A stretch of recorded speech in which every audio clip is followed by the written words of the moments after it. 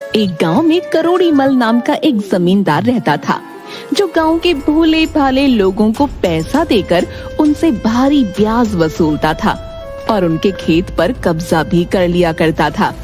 उसकी पत्नी मंजरी एक मूर्ख स्त्री थी।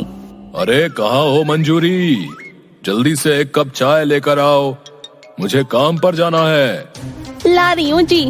कितनी देर से यही बात बोल रही हो कि ला रही हूँ ला रही हूँ। अरे कब लाओगी है? जल्दी से मुझे एक कप चाय दे दो। हाँ। मंजरी एक कप चाय क्रोधित होकर करोड़ी मल को देती हुई बोली, ये लीजिए आपकी गर्मा गर्म चाय।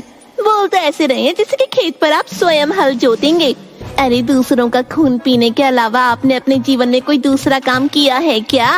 आज का दिन मेरे लिए बहुत शुभ है मंजूरी, सुबह सुबह ऐसी बातें करके मेरा मूड खराब मत करो। हाँ। अरे तो क्या गलत बोल रही हूँ जी?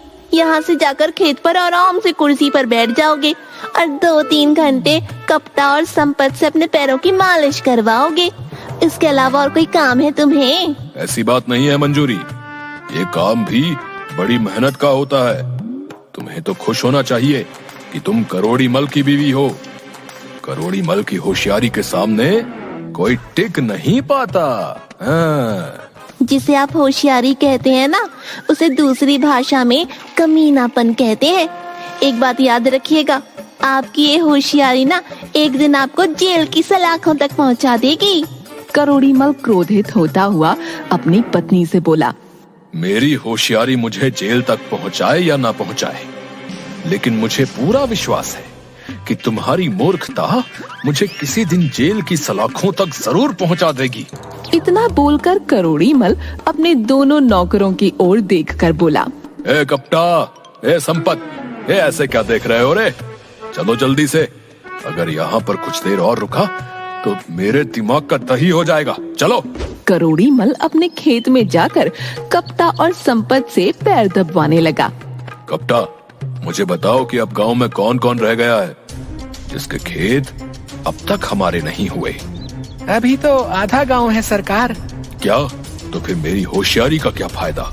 मैं इतनी मेहनत से पैसा कमाकर लोगों को ब्याज पर पैसा देता हूँ और भारी सूद लगाकर उनसे मनमानी करता हूँ, और अभी सिर्फ गांव के आधे खेत ही हमारे हुए हैं। निकम्मो, दिन दिन भर मेरी रोटियां तोड़ते हो तुम दोनों। कोई मुझे अच्छा उपाय नहीं दे सकते? इतना कहकर करोड़ी मल ने एक लात कपटा के मुंह पर मार दी। सरकार, एक किसान अभी है जिसने आपके अभी तक पैसे नहीं लौटाए। आज उसके पास 12 बजे तक का वक्त था सरकार, वो अपने वक्त से 5 मिनट लेट है। कौन है वो? अरे वही अपना रतन, जिसके खेतों पर आपकी बहुत सालों से नजर है। संपत की बात सुनकर करोड़ी मल की आंखों में चमक आ गई। मैं अभी रतन का हिसाब किताब देख कर आता हूँ, तुम दोनों यहाँ से कहीं मत जाना। इतना कहकर करोड़ी मल वहाँ से चला गया। मेरी समझ में नहीं आता संपत की, आखिर ये बंदर जैसी शक्ल वाला करोड़ी मल अपने आप को समझता क्या है यार? हाँ गप्ता, पता नहीं अपने आप को समझता क्या है। बोलता तो ऐसे है जैसे कि इससे ज्यादा चालाक सारे संसार में कोई नहीं। अरे काहेगा समझदार, अरे एक नंबर का मूर्ख इंसान है, एक नंबर का। सही कह रहे हो संपत भाई, गांव के लोगों को ब्याज पर पैसा देता है और उसके बदले में उनकी जमीन उनसे छीन लेता है, और इसे ये मूर्ख अपनी अक्लमंदी बताता है। कभी न कभी तो इसका भांडा जरूर फूटेगा, देखना। चिंता मत कर, इसकी मूर्ख पत्नी ही इसके काल का कारण बनेगी भाई, देखना। तभी वहाँ पर करोड़ी मल आ गया। चलो मेरे साथ रतन के घर पर चलो। इधर रतन अपनी पत्नी के साथ बैठा खाना खा रहा था। तभी जमींदार अपने साथियों के साथ आधम का, मुझसे कर्जा लेकर चुकाने के बजाय तू यहाँ आराम से खाना खा रहा है, और वो भी पनीर की सब्जी है। लेकिन जमींदार साहब, अभी तो मेरे पास 15 दिन का वक्त है। जमींदार ने गुस्से से संपत की ओर देखा। तू तो बोल रहा था कि पैसा लौटाने का आज इसका वादा था। ये झूठ बोल रहा है सरकार, आपको मेरी बात पर यकीन नहीं है। हम भी इस गांव में आपके सच्चे और वफादार नौकर हैं। हाँ, मेरे नौकर कभी मुझसे झूठ नहीं बोलते। तेरी मोहलत खत्म और तेरे खेत मेरे। ऐसा जुल्म मत कीजिए सरकार। ठीक है, आप मुझे कल तक की मोहलत दे दीजिए।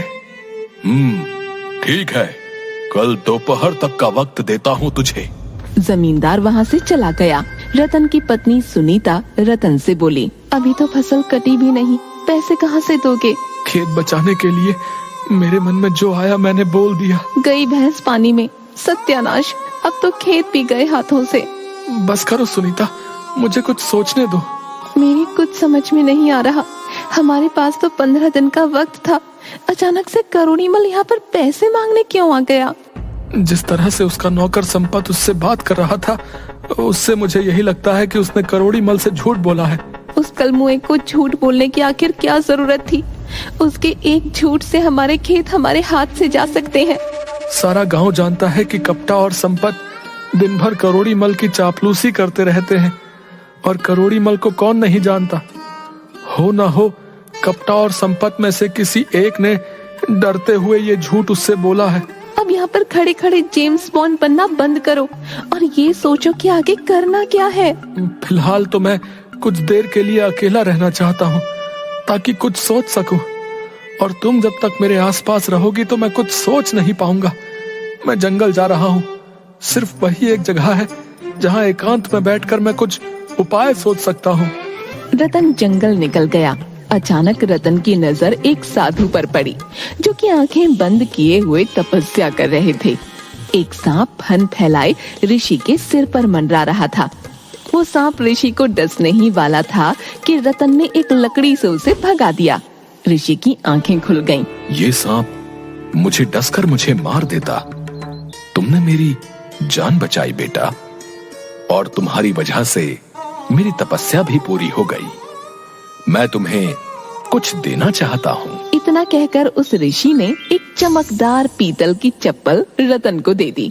ये क्या बाबा, मैंने आपकी जान बचाई और आप मुझे ये पीतल की चप्पल दे रहे हैं? बाजार में ये कौड़ियों के भाव भी नहीं बिकेगी।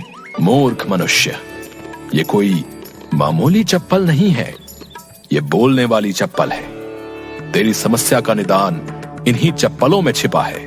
बाबा, मेरी समस्या का निदान ये पीतल की चप्पल है नहीं, बल्कि धन है। मैंने कुछ समय पहले गांव के जमींदार व उस करोड़ीमल से कुछ रुपया ब्याज पर लिया था, और उसे चुकाने के लिए मेरे पास 15 दिन का समय था। लेकिन वो आज ही अपने पैसे मांगने आ गया, वो भी ब्याज सहित। अगर मैं उसे पैसे नहीं दूंगा तो वो मेरे खेत पर कब्जा कर लेगा। बाबा, करोड़ीमल ने न जाने कितने लोगों की जमीन पर ऐसे ही कब्जा किया है। मूर्ख मनुष्य, धन किसी भी समस्या का समाधान नहीं होता। मेरी बात पर विश्वास कर। तेरी समस्या का निदान, और यहां तक कि सारे गांव की समस्या का निदान, इन्हीं चप्पलों में छुपा हुआ है। ये बात तुझे कुछ समय बाद स्वयं पता लग जाएगी। बाबा, आप करोड़ीमल को नहीं जानते। अरे, उसकी होशियारी के आगे आज तक कोई नहीं टिक पाया। बाबा, चिंता मत कर बच्चा, करोड़ीमल की होशियारी धरी की धरी रह जाएगी मेरी इन बोलने वाली चप्पलों के आगे, जो मैंने तुझे दी है। बाबा, लेकिन ये कहाँ बोल रही है? ये तो बड़ी साधारण चप्पल लगती है। ये अपनी मर्जी से बोलती है। समय आने पर तू सब जान जाएगा। चप्पल पहन ले और निश्चिंत होकर अपने घर चला जा। रतन वहाँ से चुपचाप चला गया और अपने घर के बाहर अपने आप से बोला, सुनीता को नहीं बताऊंगा उस बाबा के बारे में, नहीं तो सारे गांव में ढिंडोरा पीट देगी।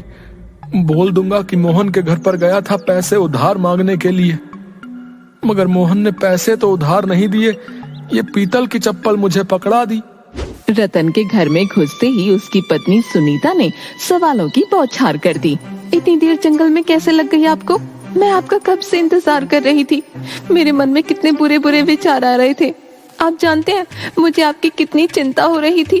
और ये चप्पल आपको कहाँ से मिली? तभी उस चप्पल से रतन की ही आवाज आने लगी, जो उसने बाहर अपनी पत्नी के बारे में बोला था। नहीं बताऊंगा, नहीं तो तुम सारे गांव में ढिंडोरा पीट दोगी। ये सुनकर सुनीता का गुस्सा 7वें आसमान पर पहुंच गया। क्या कहा तुमने? तुम्हारी हिम्मत कैसे हुई ये बोलने की? सुनीता, ये मैंने नहीं बोला। तो फिर किसने बोला? मुझे क्या मूर्ख समझा है?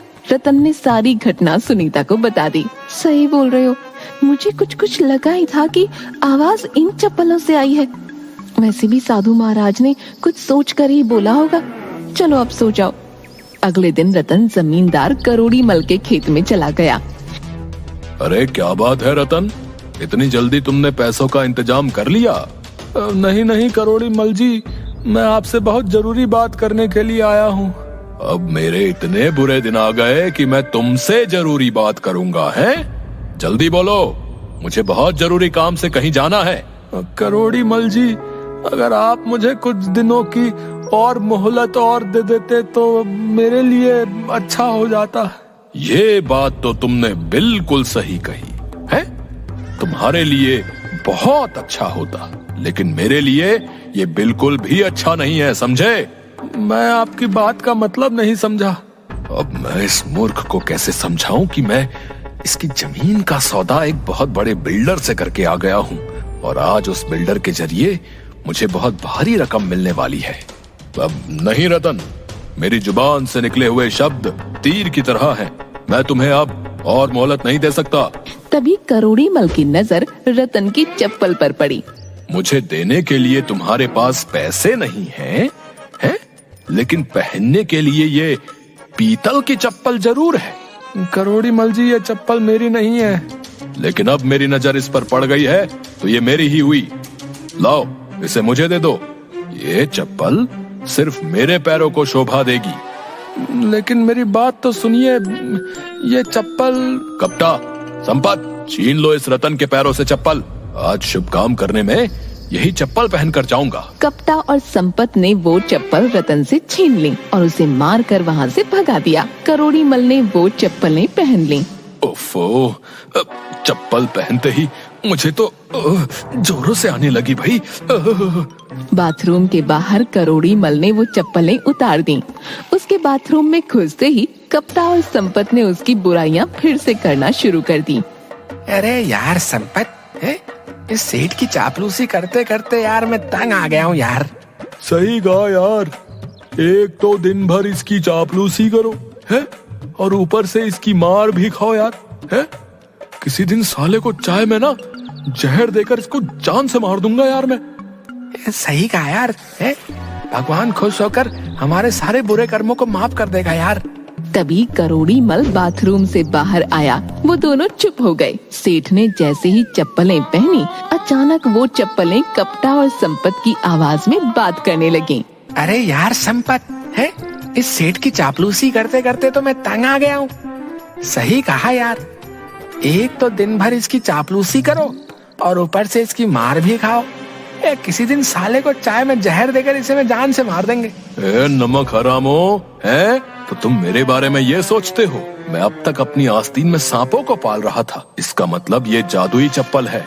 इतना बोलकर जमींदार ने कपटा और संपत को पीट कर भगा दिया और अपनी पत्नी मंजूरी के पास आकर बोला, सुनो मंजूरी, आज घर पर एक बिल्डर आने वाला है गांव की जमीन खरीदने। वो वहाँ पर कोई प्लांट या बिल्डिंग बनाना चाहता है। तुम चाय नाश्ते में कोई कमी नहीं रखना। वो बहुत मोटी रकम लेकर आने वाला है। आपकी होशियारी का भी कोई जवाब नहीं है। उस मूर्ख को तो ये भी नहीं पता होगा कि जो जमीन वो खरीदने आ रहा है वो जमीन तुम्हारी है ही नहीं, बल्कि उन गांव वालों की है जिन्हें तुमने थोड़ी सी रकम दी थी और बदले में भारी ब्याज लगाकर उनसे उनकी जमीनें छीन ली। उसे तो ये पता ही नहीं है कि तुम इंसान की खाल में छुपे हुए भेड़िए हो, जिसने गरीबों का खून चूस चूस कर इतनी दौलत कमाई है। चुप हो जाओ मंजूरी, चुप हो जाओ। दीवारों के भी कान होते हैं। ये बातें अभी बोलनी जरूरी है क्या? कुछ देर बाद वो बिल्डर आ गया। जमींदार उस बिल्डर की चापलूसी करने लगा, मगर अचानक वो चप्पलें सेठ करोड़ी मल की पत्नी की आवाज में बोलने लगी। जी, उन्हें तो ये पता ही नहीं है कि ये गांव की जमीनें तुम्हारी है ही नहीं, बल्कि उन गांव वालों की है जिन्हें तुमने थोड़ी सी रकम दी थी और बदले में भारी ब्याज लगाकर उनसे उनकी जमीनें छीन ली। उन्हें तो ये पता ही नहीं है कि तुम इंसान की खाल में छुपे हुए भेड़िए हो, जिसने गरीबों का खून चूस चूस कर इतनी दौलत कमाई है। बिल्डर एक ईमानदार इंसान था। उसकी समझ में सारा माजरा आ गया। उसने गुस्से से जमींदार की ओर देखकर कहा, तुम्हें शर्म आनी चाहिए। तुम गांव वालों की जमीनों पर कब्जा कर लेते हो। मुझे ऐसी जमीन पर कोई बिल्डिंग नहीं बनानी जहां पर सैकड़ों गांव वालों की हाय लगी हो। तुम्हें तो जेल में होना चाहिए। ये तो अच्छा हो भाभी जी का, जिनके मुंह से सच्चाई बाहर आ गई। लेकिन मैंने तो कुछ बोला ही नहीं। इतना कहकर बिल्डर ने पुलिस को फोन कर दिया। पुलिस ने जमींदार को गिरफ्तार कर लिया। करोड़ी मल पुलिस के हाथ जोड़ने लगा। मुझे अरेस्ट मत करो थानेदार साहब, मैं सबकी जमीन वापस कर दूंगा। अरे चुप कर, चुप कर। जिन जमीनों को तू वापस करने की बात कर रहा है वो तेरी या तेरे बाप की नहीं है, रे गांव वालों की है। वो तो उन बेचारों को वैसे भी वापस की जाएगी और तू अब सारा जीवन जेल की चक्की पीसेगा, समझ गया? करोड़ी मल की सारी होशियारी धरी की धरी रह गई। रतन खुशी खुशी अपनी जमीन के कागज ले आया। वो अपनी पत्नी को सारी घटना बता ही रहा था कि तभी वो ऋषि प्रकट हो गए। बेटा, मैंने तुमसे कहा था ना कि तुम्हारी और सारे गांव की समस्या का समाधान इन चप्पलों में छुपा है। देखो, इन चप्पलों ने सारे गांव की समस्या का समाधान कर दिया। इतना कहकर वो ऋषि रतन के हाथ से उन चप्पलों को लेकर गायब हो गए।